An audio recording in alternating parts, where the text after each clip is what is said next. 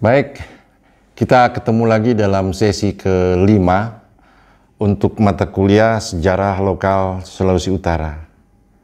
Kalau sebelumnya saya sudah memberikan gambaran mengenai tujuan umum dan khusus dari mata kuliah, kemudian saya sudah banyak membahas mengenai literatur yang bisa digunakan untuk menambah wawasan mengenai sejarah lokal di Sulawesi Utara, terutama yang dipilah berdasarkan etnis dan geografis.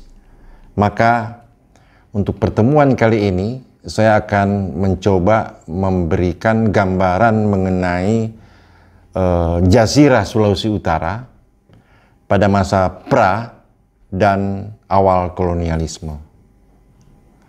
Pra, sebelum kedatangan kolonialisme, dan setelah kolonialisme hadir, dan kemudian bagaimana eksistensi atau keberadaannya pada, katakanlah, setelah seabad mereka berada di Jazirah Sulawesi Utara.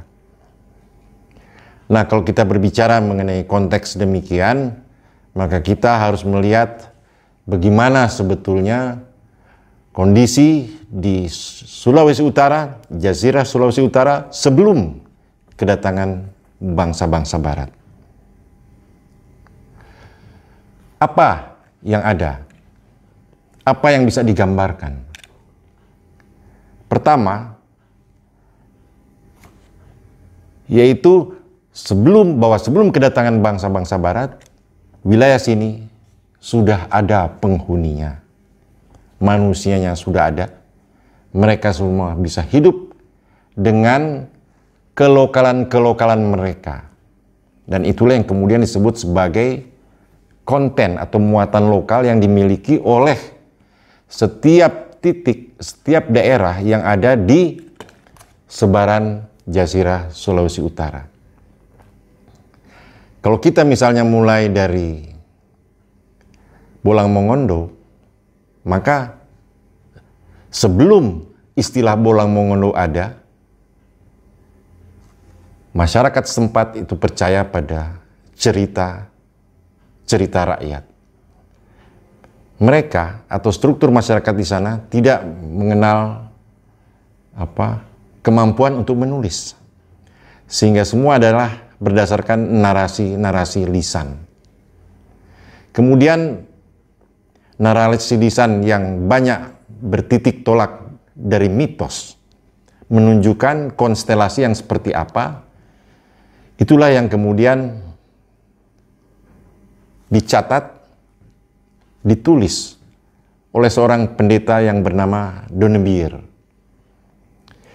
Dia tinggal di Pasi, wilayah timur dari Bolang Mongondo, dan dia menuliskan cerita-cerita rakyat apa yang hidup dan berkembang di tengah masyarakat.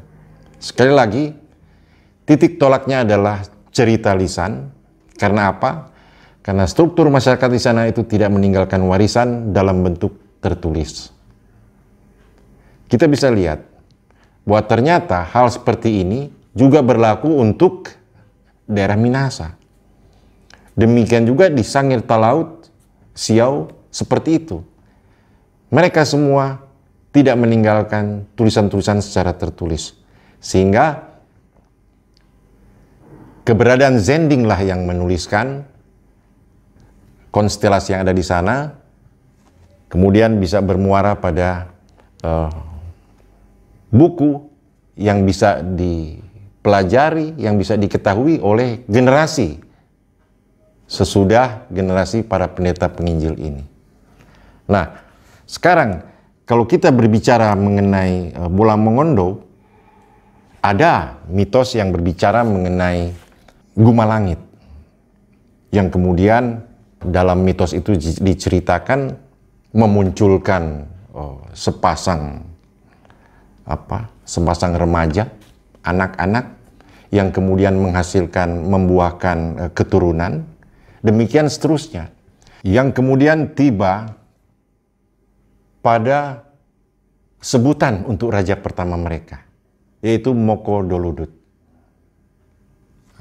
Raja ini dan kemudian ada naik pasang surutnya dan seterusnya, sehingga bisa menghasilkan raja-raja yang kemudian bisa dicantumkan memerintah antara tahun berapa sampai tahun berapa.